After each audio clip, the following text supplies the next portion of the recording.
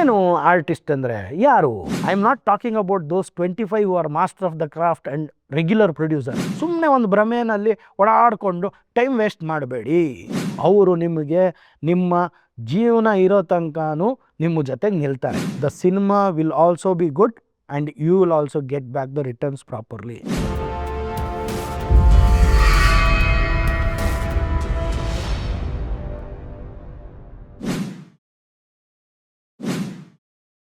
Investing in cinemas without cinema knowledge is injurious to you, your family, and the audience too. Annadata Sukhi Bhava. ಅನ್ನದಾತ ಸುಖಿ ಭವ. ಇವತ್ತು ನಾನು ಮಾತಾಡಕ್ಕೆ ಹೊರಟಿರೋದು ಯಾವ ಕಲೆ ಬಗ್ಗೆ? ನಟರ ಬಗ್ಗೆ, ಅಂದರೆ ಆರ್ಟಿಸ್ಟ್, ಕಾಸ್ಟ್ ಅನ್ನೋದ್ರ ಬಗ್ಗೆ ಮಾತಾಡ್ತೀನಿ. ಇದು ಒನ್ ಆಫ್ ದ ಕ್ರಾಫ್ಟ್. ಏನು ಆರ್ಟಿಸ್ಟ್ ಅಂದರೆ ಯಾರು? ಸೊ ಇದರಲ್ಲಿ ಯಾರ್ಯಾರು ಬರ್ತಾರೆ? ಪ್ರೊಟಗನಿಸ್ಟ್ ಅಂತ ಬರ್ತಾರೆ, ಆ್ಯಂಟಗನಿಸ್ಟ್ ಅಂತ ಬರ್ತಾರೆ. ಅಂದರೆ ಹೀರೋ, ವಿಲನ್ನು, ಆಮೇಲೆ ಹೀರೋಯಿನ್ನು, ಆಮೇಲೆ ಮಹಿಳಾ ಪ್ರಧಾನ ಚಿತ್ರ ಆದರೆ ಹೀರೋಯಿನ್ನೇ ಪ್ರೊಟಗನಿಸ್ಟ್ ಆಗ್ಬೋದು, ಅಥವಾ ಮಹಿಳೆನೇ ವಿಲನ್ ಆದರೆ ಮಹಿಳೆನೇ ಆ್ಯಂಟಗನಿಸ್ಟ್ ಆಗ್ಬೋದು. ಆಮೇಲೆ ಯಾರು ಬರ್ತಾರೆ? ಪೋಷಕ ಪಾತ್ರದವ್ರು ಬರ್ತಾರೆ. ಅಂದರೆ ಹೀರೋದು ಫ್ಯಾಮ್ಲಿ, ಹೀರೋಯಿನ್ ಫ್ಯಾಮ್ಲಿ, ಆ್ಯಂಟಗನಿಸ್ಟ್ದು ಫ್ಯಾಮ್ಲಿ ಅಂದರೆ ವಿಲನ್ ಫ್ಯಾಮ್ಲಿ ಎಲ್ಲ ಬರ್ತಾರೆ. ಅದಾದಮೇಲೆ ಯಾರು ಬರ್ತಾರೆ? ಅದಾದಮೇಲೆ ಕಾಮಿಡಿಯನ್ಸ್ ಬರ್ತಾರೆ.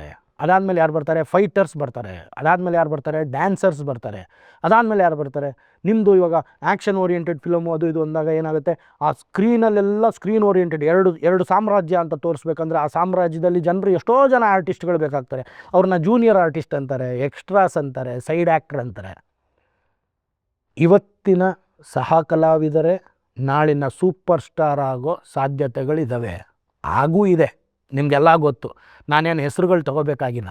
ಸೊ ಎಲ್ಲರನ್ನೂ ಆ ಸರಸ್ವತಿ ಆಯ್ಕೆ ಮಾಡಿರೋದು, ಅದಕ್ಕೆ ಅವ್ರು ಪರದೆ ಮೇಲೆ ಬಂದಿರೋದು ಅಲ್ವಾ? ಕಲಾ ಸರಸ್ವತಿ ಆಯ್ಕೆಗೆ ಅವರು ಆ ಪರದೆಗೆ ಬಂದಿರೋದು ಅಥವಾ ಕ್ಯಾಮ್ರಾ ಮುಂದೆ ಬಂದಿರೋದು. ಸೊ ಎಲ್ಲರ ಮೇಲೂ ಗೌರವ ಇರಲಿ, ಎಲ್ಲರೂ ಬಂದಿರೋದು ಅವ್ರವ್ರ ಪ್ರತಿಭೆ ತೋರ್ಸೋಕ್ಕೆ, ಪ್ಲಸ್ ಹೊಟ್ಟೆಪಾಡಿಗೋಸ್ಕರ ಅವ್ರು ಬಂದಿರೋದು. ಆ ಹೊಟ್ಟೆಪಾಡಿಗೋಸ್ಕರ ಬಂದಾಗ ನೀವು ಅವ್ರಿಗೆ ಹಣ ಕೊಟ್ಟಿದ್ದೀರ, ಅವ್ರು ನಿಮಗೆ ಕೆಲಸ ಮಾಡಿಕೊಟ್ಟಿದ್ದಾರೆ. ಸೊ ಎಲ್ಲರಿಗೂ ಗೌರವ ಇರಲಿ ಅನ್ನೋದು ಒಂದು ವಿನಂತಿ ಮಾಡ್ಕೋತಾ ಇದ್ದೀನಿ. ಅದಾದಮೇಲೆ ಇಷ್ಟು ಕಾಸ್ಟ್ ಆದರೆ ನಾನು ಸುಮಾರು ವರ್ಷ ಆಗೋಯ್ತು ಸರ್, ಡೈರೆಕ್ಟ್ರುಗಳು ಅಥವಾ ಸ್ಟೋರಿ ರೈಟರ್ಗಳು ಹೇಳೋ ಕಥೆನ ಹೇಳ್ತೀನಿ ಸುಮಾರು ವರ್ಷ ಆಗೋಯ್ತು ಸರ್, ಇಂಥ ಒಬ್ಬ ಆರ್ಟಿಸ್ಟ್ನ ತಲೆಯಲ್ಲಿಟ್ಕೊಂಡು ಈ ಕತೆ ಬರೆದುಬಿಟ್ಟಿದ್ದೀನಿ ಅಂತ ಓಡಾಡ್ತಾ ಇರ್ತಾರೆ. ಎಲ್ಲಿ ಓಡಾಡ್ತಾ ಇರ್ತಾರೆ? ಗಾಂಧಿನಗರ ಓಡಾಡ್ತಾ ಇರ್ತಾರೆ. ಇಲ್ಲ ಆ ಆರ್ಟಿಸ್ಟು ಯಾವುದಾದ್ರೂ ಸಿನಿಮಾಲಿ ಆ್ಯಕ್ಟ್ ಮಾಡ್ತಾಯಿದ್ರೆ ಎಲ್ಲಿ ಅದು ಶೂಟಿಂಗ್ ನಡೀತಾ ಇದೆಯಲ್ಲ ಆ ಸ್ಪಾಟಲ್ಲಿ ಓಡಾಡ್ತಾ ಇರ್ತಾರೆ. ಚಾನ್ಸ್ ಸಿಕ್ಕಿದ್ರೆ ಮಾತಾಡೋಣ ಅಂತ. ತಪ್ಪಲ್ವಾ?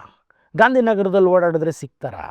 ಅಥವಾ ಆ ಶೂಟಿಂಗ್ ಸ್ಪಾಟ್ಗೆ ಹೋಗ್ಬಿಟ್ಟು ಯಾರ್ದೋ ಪ್ರೊಡಕ್ಷನ್ ನಡೀತಾ ಇರೋ ಕಡೆ ನೀವು ಡಿಸ್ಟರ್ಬೆನ್ಸ್ ಕ್ರಿಯೇಟ್ ಮಾಡ್ತಾಯಿದ್ದೀರಾ ಅಂತ ಅನಿಸಲ್ವಾ?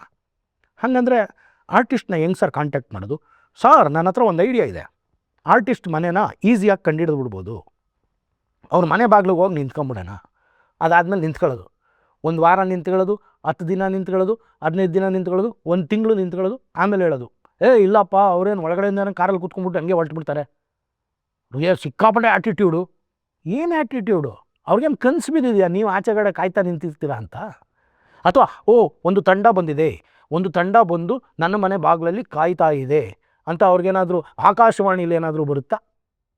ಮೇಲಿಂದ ಆಕಾಶದಿಂದ ಏನಾದರೂ ಒಂದು ವಾಯ್ಸ್ ಬಂದ್ಬಿಟ್ಟು ಹೋಗಪ್ಪ ಆಚೆ ಕರ್ಕಬ ಇವ್ರನ್ನ? ಇಲ್ಲ.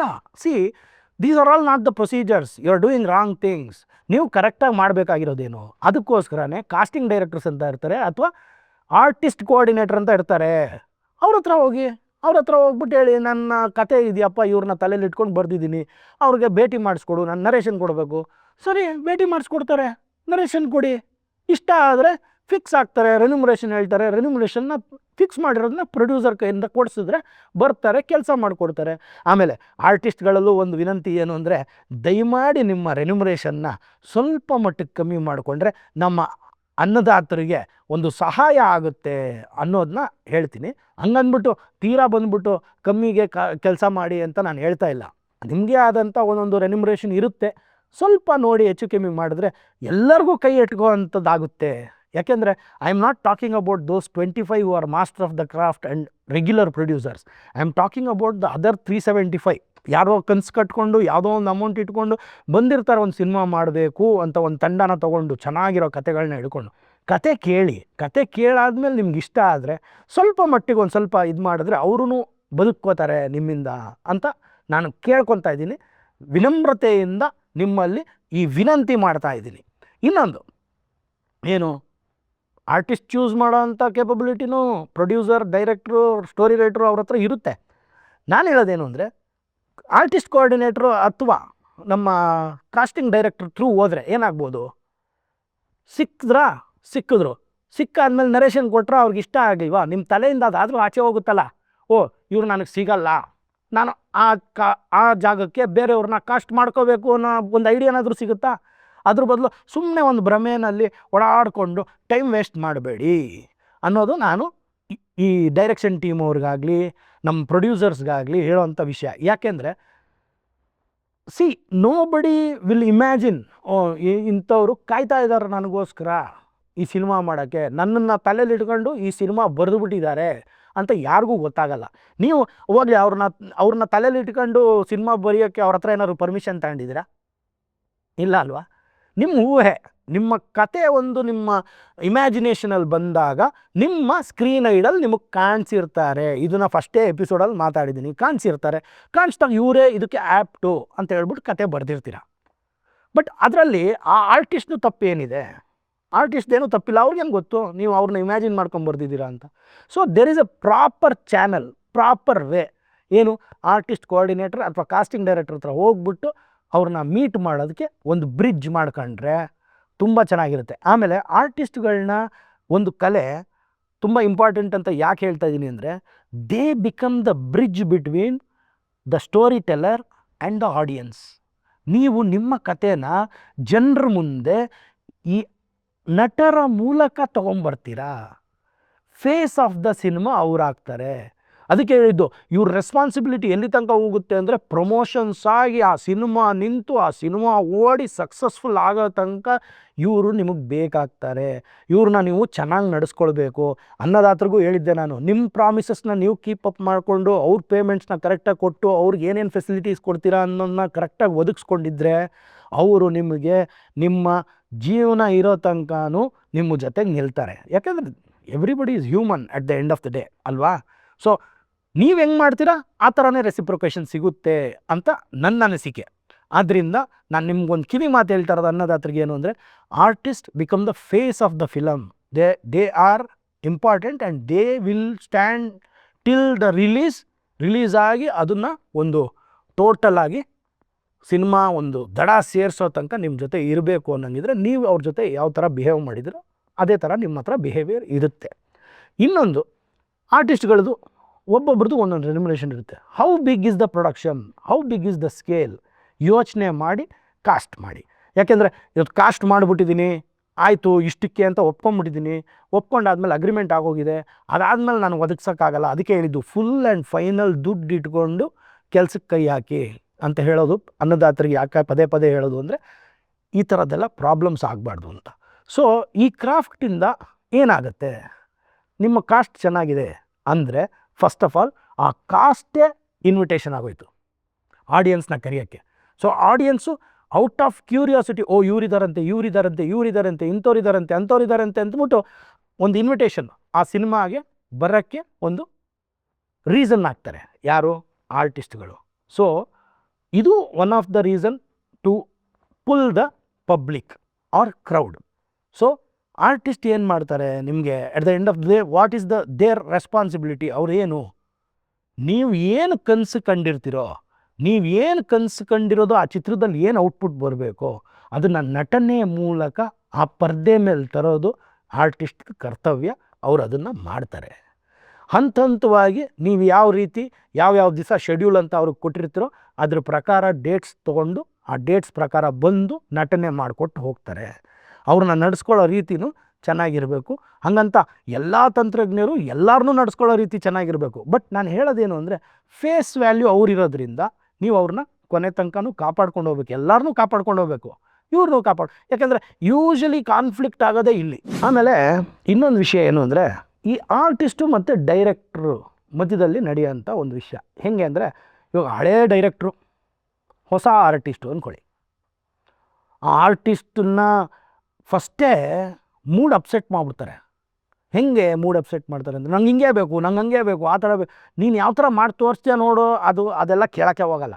ನಂಗೆ ಈ ಥರನೇ ಬೇಕು, ಈ ಥರ ಬೇಕು, ಈ ಥರ ಬೇಕು, ತುಂಬಾ ಕೂಗಾಡಿ ಕಿರ್ಚಾಡಿ ಮಾಡಿದಾಗ ಏನಾಗುತ್ತೆ, ಆರ್ಟಿಸ್ಟ್ ಮೈಂಡ್ಸೆಟ್ಟು ಕುಗ್ಗೋಗುತ್ತೆ. ಕುಗ್ಗೋದಾಗ ಏನಾಗುತ್ತೆ, ನಿಮಗೆ ಔಟ್ಪುಟ್ ಸಿಗೋಲ್ಲ, ನಿಮಗೆ ಬೇಕಾದಂಥದ್ದು ಸಿಗೋದಿಲ್ಲ. So you have to have that ಆರ್ಟಿಸ್ಟ್ನ ಯಾವ ರೀತಿ ನಡೆಸ್ಕೋಬೇಕು. ಯಾಕೆಂದರೆ ಸ್ಕ್ರೀನ್ ಮೇಲೆ at the end of the day ಆ ರೋಲ್ ಆಗಿ ಟೋಟಲಾಗಿ ಔಟ್ಪುಟ್ ಕೊಡೋದೇ ಆ ಫೇಸ್ ಅಲ್ವಾ. ಅದನ್ನೇ ನೀವೇನೋ ಒಂಥರ ಎಮೋಷ್ನಲಿ ಬ್ರೇಕ್ ಡೌನ್ ಮಾಡಿಬಿಟ್ಟಿದ್ರೆ ಅದು ಏನು ಮಾಡೋಕ್ಕಾಗುತ್ತೆ. ಅದು ತಲೆಗೆ ತೊಗೊಂಡ್ಬಿಟ್ರೆ ಮುಗಿದೇ ಹೋಯ್ತು ಕತೆ. ನಂಬರ್ ಆಫ್ ರೀಟೇಕ್ಸ್ ಆಗಿ ಅವತ್ತು ನಿಮ್ಮದು ಮೂಡ್ ಸ್ಪಾಯ್ಲು, ಅವ್ರದ್ದು mood spoil, total surrounding spoil. End of the day ಅನ್ನದಾತರು ಇರ್ತಾರಲ್ಲ, ಅವ್ರ ಜೇಬು ಕತ್ರಿ. ಕರೆಕ್ಟಾ? ಆದ್ದರಿಂದ ನಾನು ಹಳೆಯ ಡೈರೆಕ್ಟ್ರುಗಳಿಗೆ, ಹೊಸ ಆರ್ಟಿಸ್ಟ್ಗಳಿಗೆ ಎಲ್ಲ ಹೇಳೋದೇನು ಅಂದರೆ, ಚೆನ್ನಾಗಿ ಕೋಆರ್ಡಿನೇಷನಲ್ಲಿ ಕೆಲಸ ಮಾಡಿ, ಒಳ್ಳೆ ಚಿತ್ರ ಆಚೆ ಬರುತ್ತೆ ಅಂತ. ಆಯಿತು, ಇದು ಬರೀ ಆ ಥರನಾ ಅಂದರೆ ಆ ಥರ ಅಲ್ಲ. ಈ ನುರಿತ ಕಲಾವಿದರು ಇರ್ತಾರಲ್ಲ, ಅವರು ಡೈರೆಕ್ಟ್ರಿಗೆ ತಲೆ ತಿಂದ್ಬಿಡ್ತಾರೆ ಕೆಲವು ಟೈಮು. ಅದನ್ನೂ ನೋಡಿದ್ದೀನಿ. ಏನು ಅಂತ ಅಂದರೆ, ಇದು ಯಾಕೆ ಹಿಂಗೆ ಮಾಡಬೇಕು, ಇದು ಯಾಕೆ ಹಂಗೆ ಮಾಡಬೇಕು, ನಿನಗೆ ಮಾಡೋಕ್ಕೆ ಬರ್ತಾ ಇಲ್ಲ, conventionally this is wrong, unconventional method use ಮಾಡ್ತಾ ಇದೆಯಾ. ಸರ್, ನೀವು ಕಲಾವಿದ್ರು ಮಾಡಿ, ಡೈರೆಕ್ಟ್ರ್ ಕೆಲಸ ಮಾಡೋಕ್ಕೆ ಬಿಡಿ. ಅವ್ರು ತಪ್ಪು ಮಾಡ್ತಾಯಿದ್ರೆ ಅವ್ರಿಗೆ ಸಜೆಷನ್ ಕೊಡಿ, ಬೇಡ ಅನ್ನಲ್ಲ. ಬಟ್ ಎಂಟೈರ್ ಐಡಿಯಾನೇ ಅಲ್ಲೋಲ ಕಲ್ಲೋಲ ಮಾಡಿ ತಲೆ ಕೆಳಗೆ ಮೇಲೆ ಮಾಡಿಬಿಟ್ರೆ ನೀವು, ಅಲ್ಲಿ ಏನಾಗುತ್ತೆ ಅಂದರೆ, ಅವ್ರು ನನಗೆ ಗೊತ್ತೇ ಇಲ್ವಾ, ನಾನು ಮಾಡೋಕ್ಕೆ ಯೋಗ್ಯನೇ ಅಲ್ವಾ ಅನ್ನೋ ಪೊಸಿಷನ್ಗೆ ತೊಗೊಂಬಿಟ್ರೆ ನೆಕ್ಸ್ಟ್ ಏನಾಗುತ್ತೆ, ಬರೀ ಆ್ಯಕ್ಷನ್ನು ಕಟ್ಟು ಹೇಳ್ತಾ ಹೋಗ್ಬಿಡ್ತಾರೆ. ನೀವು ಹೆಂಗೆ ಮಾಡಿದ್ದೀರಾ ಅಂತಲೂ ನೋಡೋಕ್ಕೆ ಹೋಗಲ್ಲ ಅವರು. ಯಾಕೆ ಹೇಳಿ? ಪ್ರಾಬ್ಲಮ್ ಲೈಸ್ ವಿತ್ ಇದು. ಏನು ಅಂದರೆ, ಹೊಸ ಡೈರೆಕ್ಟ್ರು, ಹಳೆ ಡೈರೆಕ್ಟ್ರು ಅಂತ ಹೇಳ್ತಾ ಇಲ್ಲ ನಾನು. ನಿಮ್ಮ ಮಧ್ಯದಲ್ಲಿ ಕೋಆರ್ಡಿನೇಷನ್ ಚೆನ್ನಾಗಿರಬೇಕು. ಈಗೋಸ್ನ ಸೈಡ್ಗಿಡಿ ಅಂತ ನಾನು ಅಂದೆ. ಆಮೇಲೆ ಕಲಾವಿದರಲ್ಲಿ ಒಂದು ವಿನಂತಿ ಏನು ಗೊತ್ತಾ, ನಾನು ಈ ಥರನೇ ಸಬ್ಜೆಕ್ಟ್ ಮಾಡೋದು, ನಾನು ಆ ಥರನೇ ಸಬ್ಜೆಕ್ಟ್ ಮಾಡೋದು. ಸ್ಟಿಕ್ಕನ್ನು ಆಗಬೇಡಿ ಸ್ವಾಮಿ. ನಿಮ್ಮನ್ನು ಒಂದೇ ಥರ ನೋಡೋಕ್ಕೆ ಇಷ್ಟಪಡ್ತಾರೆ ಅಂದ್ಕೊಂಡಿದ್ದೀರಾ? ಆರ್ಟಿಸ್ಟ್ ಅಂದರೆ ಏನು, ಕಲಾವಿದರು ಅಂದರೆ ಏನು? ಅಣ್ಣವ್ರನ್ನ ನೋಡಿದಿರಾ ಅಣ್ಣವ್ರನ್ನ? ಯಾವುದು ಬೇಡ್ರ ಕಣ್ಣಪ್ಪ, ಅದಾದಮೇಲೆ ಯಾವುದು ನಮ್ಮ ಭಕ್ತ ಪ್ರಹ್ಲಾದ, ಅಲ್ಲಿಗೆ ಬರೋಕ್ಕಿಂತ ಮುಂಚೆ ಎಷ್ಟು CID ಫಿಲಮ್ಗಳು, ಜೇಮ್ಸ್ ಬಾಂಡ್ ಫಿಲಮ್ಗಳು ಮಾಡ್ತಾರೆ, ಭಕ್ತ ಪ್ರಹ್ಲಾದ ಮಾಡ್ತಾರೆ. ಅದಾದಮೇಲೆ ಕುಂಬಾರನ ಕಥೆದಲ್ಲೂ ಒಂದು ಮಾಡ್ತಾರೆ, ಭಕ್ತ ಕುಂಬಾರ. ಅದಾದಮೇಲೆ ಬಂಗಾರದ ಪಂಜರ, ಕಂಪ್ಲೀಟ್ ಜಾನರೇ ಚೇಂಜು, ಹಳ್ಳಿ ಮುಕ್ಕ ಥರ. ಅದರಲ್ಲಿ ಎಷ್ಟು ಚೆನ್ನಾಗಿ ಅಭಿನಯ ಮಾಡಿದ್ದಾರೆ. ಎಷ್ಟೋ ವರ್ಷಗಳಾದಮೇಲೆ ಅದು ಹಿಂದಿನಲ್ಲಿ ರೀಮೇಕ್ ಆಗ್ತದೆ. ಅಂದರೆ ಸೀದಾ ವೇರಿಯೇಷನ್ಸ್ ನೋಡಿ ಅಣ್ಣವ್ರದ್ದು, ಎಂಥ ವೇರಿಯೇಷನ್ಸ್ ಕೊಟ್ಟಿದ್ದಾರೆ ಅಲ್ವಾ. ಇವ್ರನ್ನ ಎಕ್ಸಾಂಪಲ್ ತೊಗೊಳ್ಳೋಣ, ವಿಷ್ಣು ಸರ್ನ ಎಕ್ಸಾಂಪಲ್ ತೊಗೊಂಡ್ರೆ, ಎಲ್ಲಿ ನಾಗರಹಾವು, ಎಲ್ಲಿ ಮಲಯ ಮಾರುತ, ಯಾವುದ್ರಿ ಕಾಂಬಿನೇಷನ್ನು ಏನು ಅಂತ ನೀವೇ ಅರ್ಥ ಮಾಡ್ಕೊಳ್ಳಿ ಅಲ್ವಾ. ನಾವು ಹೇಳೋದು ಶಂಕರ್ನಾಗ್ ಅವರು ಡೈರೆಕ್ಷನ್ ಡಿಪಾರ್ಟ್ಮೆಂಟಲ್ಲೂ ಸುಪ್ರೀಂ ತಲೆ. ಯಾವುದು ಒಂದಾನೊಂದ ಕಾಲದಲ್ಲಿ ಒಂದು ಸಿನಿಮಾ, ಅದಾದಮೇಲೆ ಬಂದ್ಬಿಟ್ಟು ಆಕ್ಸಿಡೆಂಟ್ ಅನ್ನೋ ಸಿನಿಮಾ, ಅದಾದಮೇಲೆ ಬಂದ್ಬಿಟ್ಟು ಇದು ಸಾಧ್ಯ ಅನ್ನೋ ಸಿನಿಮಾ. ಸೀದಾ ವೇರಿಯೇಷನ್ ನೋಡಿ. ಒಂದೇ ಜಾನರು, ಒಂದೇ. ನಾನು ಹಿಂಗೆ ಮಾಡೋದು, ನಾನು ಬರೀ ಮಾಸೇ ಮಾಡೋದು, ನಾನು ಬರೀ ಕ್ಲಾಸೇ ಮಾಡೋದು. ಇದರಿಂದ ಆಚೆ ಬನ್ನಿ ಸ್ವಾಮಿ. ಯಾಕೆ ಅಂತ ಹೇಳ್ತಾ ಇದ್ದೀನಿ, ನಿಮ್ಮ ಕರಿಯರ್ಗೆ ಸಖತ್ ಇಂಪಾರ್ಟೆನ್ಸ್ ಆಗುತ್ತೆ. ಜಾನರ್ಸ್ನ ಬ್ರೇಕ್ ಮಾಡಿ ಸ್ವಾಮಿ. ಒಂದೇ ಥರ ನಾನು ಬರೀ ಮಾಸೇ ಮಾಡೋದು, ನಾನು ಬರೀ ಕ್ಲಾಸೇ ಮಾಡೋದು, ನಾನು ಅದು ಬಿಟ್ಟು ಆಚೆ ಬರಲ್ಲ. ವೈ? ಎಕ್ಸ್ಪ್ಲೋರ್ ಮಾಡಿ. ಅಣ್ಣವರು 200+ ಸಿನಿಮಾಸು, ವಿಷ್ಣು ಸಾರು 200+ ಸಿನಿಮಾಸು. ಇಲ್ಲಿ ಇವಾಗ ನಾನು ನೋಡೋದ ಪ್ರಕಾರ 4 ವರ್ಷಕ್ಕೊಂದು ಸಿನಿಮಾ, 3 ವರ್ಷಕ್ಕೊಂದು ಸಿನಿಮಾ, 6 ವರ್ಷಕ್ಕೊಂದು ಸಿನಿಮಾ ಅಲ್ಲ. ನಾನು ಹೇಳೋದೇನು ಅಂತಂದರೆ, ನೀವುಗಳು ಯಾರು ಟಾಪ್ ಆ್ಯಕ್ಟರ್ಸ್, ಯಾರು ಟಾಪ್ ಸ್ಟಾರ್ಸ್ ಯಾರಿದ್ದೀರಾ, ನೀವು ವರ್ಷಕ್ಕೆ 2-3 ಸಿನಿಮಾಗಳು ಮಾಡಿದ್ರೆ 10 ಕುಟುಂಬಗಳು, ಲಕ್ಷಾಂತರ ಕುಟುಂಬಗಳು ಜೀವನ ಮಾಡ್ತವೆ ಸ್ವಾಮಿ. ನೀವು 4 ವರ್ಷಕ್ಕೆ ಒಂದು ಸಿನಿಮಾ ಮಾಡಿದ್ರೆ ಅಲ್ಲಿ ಎಷ್ಟು ಜನಕ್ಕೆ ಸ್ಟಾಪ್ ಆಗುತ್ತೆ ಗೊತ್ತಾ. ದಯಮಾಡಿ ಸ್ವಲ್ಪ ಜಾನರ್ಗಳನ್ನ ಬ್ರೇಕ್ ಮಾಡಿ, ಸಿನಿಮಾಗಳನ್ನ ಆಫನ್ ಮಾಡೋಕ್ಕೆ ಸ್ಟಾರ್ಟ್ ಮಾಡಿ. ಇಲ್ಲ, ನಿಮ್ಮ ಕರಿಯರು ನಿಮ್ಮ ಕೈಯಲ್ಲಿದೆ, ನಾವೇನು ಅದಕ್ಕೆ ಕಂಪಲ್ಷನ್ ಮಾಡ್ತಾ ಇಲ್ಲ. ನಮ್ಮ ಕಡೆಯಿಂದ ಒಂದು ರಿಕ್ವೆಸ್ಟ್. ಯಾಕೆಂದರೆ top stars when they do more number of cinemas, more people are involved, more people get money out of it. ಒಂದು. ಆಮೇಲೆ ಜಾನರ್ಸ್ನ ಬ್ರೇಕ್ ಮಾಡಿ. ಜಾನರ್ ಬ್ರೇಕ್ ಮಾಡದೆ ಹೋಗಿದ್ರೆ ಅಣ್ಣವರು 210 ಸಿನಿಮಾನೋ ಏನೋ ಮಾಡಿರಬೇಕು ಅಣ್ಣವರು, 200 ಚಿಲ್ಲರೆ ಸಿನಿಮಾ. ಅಷ್ಟರಲ್ಲಿ ಒಂದಕ್ಕಾದ್ರೂ ಎಲ್ಲಾದರೂ ಇದೆಯಾ? ಒಂದೇ ಥರ ಮಾಡ್ಕೊಂಡು ಹೋದ್ರು, ಮೊನಾಟನಸ್ ಆಯಿತು ಅಂತ ಎಲ್ಲಾದರೂ ಇದೆಯಾ? ಇಲ್ಲ. ಎಲ್ಲ ಸಿನಿಮಾನೂ ಸೂಪರ್ ಅಲ್ವಾ? ವಿಷ್ಣು ಸಾರು ಎಷ್ಟು ಸಿನಿಮಾ ಮಾಡಿದ್ರು. ವಿಷ್ಣು ಸಾರ್ ಮಾಡೋ ಟೈಮಲ್ಲಿ ಆಲ್ಮೋಸ್ಟು ಮೈಥಾಲಜಿಕಲ್ ಸಿನಿಮಾ ಸ್ಟಾಪ್ ಆಗೋಗಿತ್ತು. ಅದಾದಮೇಲೆ ಬಂದು ಅವರು ಸೋಷಿಯಲ್ ಬೇಸ್ಡ್ ಸಿನಿಮಾ ಮಾಡಿ ಅದರಲ್ಲಿ 200 ಚಿಲ್ಲರೆ ಸಿನಿಮಾ ಮಾಡಿದ್ದಾರೆ ಅಂದರೆ ಅರ್ಥ ಮಾಡ್ಕೊಳ್ಳಿ. ವರ್ಷಕ್ಕೆ 8, 10, 14 ಸಿನಿಮಾಗಳು ಕೊಟ್ಟಿರೋ ಉದಾಹರಣೆಗಳಿದ್ದಾವೆ. ಇಲ್ಲಿ 4 ವರ್ಷಕ್ಕೆ 6 ವರ್ಷಕ್ಕೆ ಒಂದು ಸಿನಿಮಾ ಕೊಟ್ಟರೆ ಸುಮಾರು ಜನ ಸಿನಿಮಾ ನಂಬ್ಕೊಂಡಿರೋಂಥ ಜನಕ್ಕೆ ಕೆಲಸ ಇಲ್ದಂಗೆ ಆಗೋಗುತ್ತೆ. ಆಮೇಲೆ ಕೈಗೆ ಎಟ್ಕೋ ರೀತಿಲಿ ಇರಿ ಅಂದರೆ ನಾನು ತುಂಬ ಟಾಪ್ ಸ್ಟಾರ್ಸ್ ಅಂತ ಹೇಳ್ತಾ ಇಲ್ಲ. ಇನ್ನು ಕೆಲವರು ಇರ್ತಾರೆ, ನೆಕ್ಸ್ಟ್ ಲೆವೆಲಲ್ಲಿ ಇರ್ತಾರೆ. ಅವರು ಕೈಗೆ ಎಟ್ಕೊತಾ ಇಲ್ವೇ? ಯಾರ ಹತ್ರ ಹೇಳೋದು? ಅದಕ್ಕೆ ಈ ಮೂಲಕ ನಾನು ರಿಕ್ವೆಸ್ಟ್ ಮಾಡ್ಕೋತಾ ಇದ್ದೀನಿ, ನಿಮ್ಮನ್ನು ಕೈ ಎಟ್ಕೋದು ಹಿಂಗೆ. ಅಥವಾ ಇಡೀ ಸಿನಿಮಾ ಇಂಡಸ್ಟ್ರಿನ ಒಂದು ಕ್ಲಾಸಿಫೈಡ್ಸ್ ಥರ. ಮುಂಚೆ ಲ್ಯಾಂಡ್ಲೈನ್ ಇದ್ದಾಗ ನಮ್ಮ ಬ್ಯಾಂಗ್ಳೂರು ಟೆಲಿಕಾಮ್ ಇಂಡಸ್ಟ್ರಿಯವರು ಒಂದು ಡೈರೆಕ್ಟ್ರಿ ಅಂತ ಕೊಡೋರು. ಆ ಡೈರೆಕ್ಟ್ರಿಲಿ ಬೆಂಗಳೂರಲ್ಲಿ ಎಷ್ಟು ಜನದ ಮನೇಲಿ ಲ್ಯಾಂಡ್ಲೈನ್ ಇದೆಯೋ ಎಲ್ಲರ ಹೆಸರು ಮೆನ್ಷನ್ ಆಗಿ ಎಲ್ಲ ಫೋನ್ ನಂಬರು ಮೆನ್ಷನ್ ಆಗಿರೋದು. ಸೊ ಅಟ್ಲೀಸ್ಟ್ ಇದಕ್ಕಾದರೂ ಯಾರಾದರೂ ಕೈ ಹಾಕ್ತಾರಾ? ಕ್ಲಾಸಿಫೈಡ್ಸ್ ಅಥವಾ ಡೈರೆಕ್ಟ್ರಿ ಥರ ಮಾಡೋಕ್ಕೆ ಆಗಲ್ಲ. ಯಾಕೆಂದರೆ ಡಿಸ್ಟರ್ಬೆನ್ಸ್ ಆಗೋಗ್ಬಿಡುತ್ತೆ. ನಿಮ್ಮ ಪರ್ಸ್ನಲ್ ನಂಬರ್ಸ್ನ ಕೊಟ್ಟರೆ ಪ್ರತಿಯೊಬ್ಬನೂ ಕಾಲ್ ಮಾಡೋಕ್ಕೆ ಶುರು ಮಾಡಿಬಿಡ್ತಾನೆ ಅಲ್ವಾ? ಅದ್ರ ಬದಲು ಈ ಕಾಸ್ಟಿಂಗ್ ಡೈರೆಕ್ಟರ್ಸ್ದಾದರೂ ಅಟ್ಲೀಸ್ಟ್ ಕೊಟ್ಟು ಅವ್ರಗಳ ಹತ್ರ ನಿಮ್ಮ ಹತ್ರ ಹೆಸರುಗಳಿದ್ದರೆ ಅಥವಾ ನಿಮ್ಮ ನಂಬರ್ಗಳಿದ್ದರೆ, ಸೊ ಈ ಹೊಸ ತಂಡಗಳಿಗೆ ನಿಮ್ಮನ್ನು ಸಿಗೋಕ್ಕೆ ಒಂದು ದಾರಿ ಆಗುತ್ತೆ ಅನ್ನೋದೇ ನನ್ನ ಅನಿಸಿಕೆ. ಆದ್ದರಿಂದ ಆರ್ಟಿಸ್ಟ್ಗಳಿಗೆ ಒಂದು ರಿಕ್ವೆಸ್ಟ್ ಏನು ಅಂದರೆ, please try in all different genres. ಅಂದರೆ ನಾನು ಈ ಲ್ಯಾಂಗ್ವೇಜು ಆ ಲ್ಯಾಂಗ್ವೇಜು ಅಂತ ಡಿಫ್ರೆನ್ಷಿಯೇಟ್ ಮಾಡ್ತಾಯಿಲ್ಲ. ಬೇರೆ ಲ್ಯಾಂಗ್ವೇಜಸಲ್ಲಿ ನೋಡಿದ್ರೆ ತುಂಬ ಟಾಪ್ ಮೋಸ್ಟ್ ಹೀರೋಯಿಕ್ ಲೆವೆಲಲ್ಲಿ ಇರೋರು ಒಂದೊಂದು ಯಾವುದೋ ಒಂದು ಪೋಷಕ ಪಾತ್ರ ಮಾಡಿಬಿಡ್ತಾರೆ. ಏನಕ್ಕೆ? ಅವ್ರ ರಿಕ್ವೈರ್ಮೆಂಟ್ ಇದೆ ಅಂತ ಗೊತ್ತಾದರೆ, ಇದು ಚೆನ್ನಾಗಿದೆ ಅಂದರೆ ಮಾಡ್ತಾರೆ. ನಮ್ಮಲ್ಲೂ ಅದು ಇದೆ, ಇಲ್ಲ ಅಂತ ಹೇಳ್ತಾ ಇಲ್ಲ. ಆದರೆ ಇನ್ನೂ ಒಂದು 10 ಜನನ್ನ ಸೇರೋ ಥರ ನಮ್ಮ ಕಲಾವಿದರು ಮಾಡಬೇಕು. ನನ್ನೊಂದು ಅನುಭವನ ಹೇಳ್ತೀನಿ. ಅಣ್ಣವರು ಒಂದು ಕಾಲದಲ್ಲಿ ಚಿತ್ರರಂಗನೆಲ್ಲ ಒಗ್ಗೂಡ್ಸೋಕೆ ಏನು ಮಾಡ್ತಿದ್ರು ಗೊತ್ತಾ? ಈ ಪ್ಯಾಲೇಸ್ ಗ್ರೌಂಡಲ್ಲೋ ಇನ್ನೊಂದು ಕಡೆನೋ ಎಲ್ಲೋ ರಸಸಂಜೆ ಕಾರ್ಯಕ್ರಮ ಅಂತ ಮಾಡೋರು. ಅವಾಗ ಜನ ಎಲ್ಲ ಬಂದು ಸೇರೋರು. ಸೊ ಯಾಕೆ ನಾವು ಈ ಥರದ್ದೊಂದು ಮಾಡಬಾರ್ದು? ಎಲ್ಲ ಕಲಾವಿದರು ಸೇರಿ ಜನರನ್ನ ಆಹ್ವಾನ ಮಾಡಿ ಯಾಕೆ ಮಾಡಬಾರ್ದು ಅನ್ನೋದು ಒಂದು ಅನಿಸಿಕೆ ಇದೆ. ನೋಡಿ, ನಿಮ್ಮ ಕೈಯಲ್ಲಿ ಆಗಿದ್ರೆ ಮಾಡ್ಬೋದು. So again bringing back people crowd towards Kannada ಸಿನಿಮಾಗೆ ಏನಾದರೂ ಒಂದು ಆಗ್ಬೋದು ಅನಿಸುತ್ತೆ.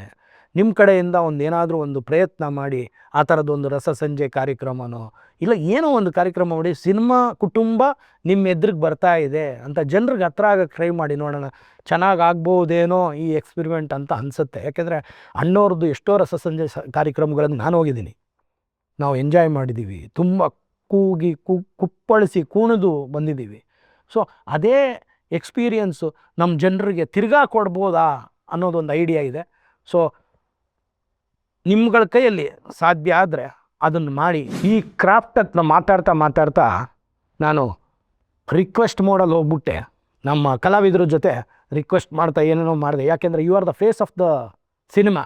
ಆದ್ದರಿಂದ ಅಣ್ಣವ್ರನ್ನ ಮಾರ್ಗದರ್ಶನದಲ್ಲಿ ಇಟ್ಕೊಂಡು ನೀವು ಮತ್ತೆ ರಸಸಂಜೆ ಅಂತನೋ ಏನೋ ಈ ಥರ ನಾನಾ ಕಾರ್ಯಕ್ರಮಗಳನ್ನ ಹಾಕ್ಕೊಂಡು ಜನರ ಮಧ್ಯದಲ್ಲಿ ಹೋಗೋಕ್ಕೆ ಶುರು ಮಾಡಿದ್ರೆ ತಿರ್ಗಾ ಆ ಸುವರ್ಣ ಅವಕಾಶ ಕನ್ನಡ ಚಿತ್ರರಂಗಕ್ಕೆ ಬರುತ್ತೆ, ಆ ಕಾಲ ಬರುತ್ತೆ ಅಂತ ನನ್ನ ಅನಿಸಿಕೆ. ಆದ್ದರಿಂದ ನೀವು ಅದನ್ನು ಮಾಡಿದ್ರೆ ನಮ್ಮ ಅನ್ನದಾತರು ಎಷ್ಟೋ ಚೆನ್ನಾಗಿ ಉಳ್ಕೊತಾರೆ. ಆ ಉಳ್ಕೊಳ್ಳೋ ಅಂಥ ಕೆಲಸ ಮಾಡೋದ್ರಲ್ಲಿ ಸಹಾಯ ಮಾಡಿ ಅಂತ ಕೇಳ್ತಾ ಈ ಸಂಚಿಕೆನ ಮುಗಿಸ್ತಾ ಇದ್ದೀನಿ. ನೆಕ್ಸ್ಟ್ ಎಪಿಸೋಡಲ್ಲಿ ನಾನು ಸಿನಿಮಾ ಆಗಬೇಕು ಅಂದರೆ ಕಣ್ಣು ಇರಬೇಕಲ್ವಾ? ಕಣ್ಣು ಅಂದರೆ ಸಿನಿಮಾನ ಕ್ಯಾಪ್ಚರ್ ಮಾಡೋ ಕಣ್ಣು ಅಂದರೆ ಸಿನಿಮಾಟೋಗ್ರಾಫರ್ಸ್ ಬಗ್ಗೆ ಮಾತಾಡ್ತೀನಿ. ಅಲ್ಲಿ ತನಕ ಕುತೂಹಲದಿಂದ ಕಾಯ್ತಾ ಇರಿ. ನೆಕ್ಸ್ಟ್ ಎಪಿಸೋಡಲ್ಲಿ ನಿಮ್ಮನ್ನು ಭೇಟಿ ಮಾಡ್ತೀನಿ.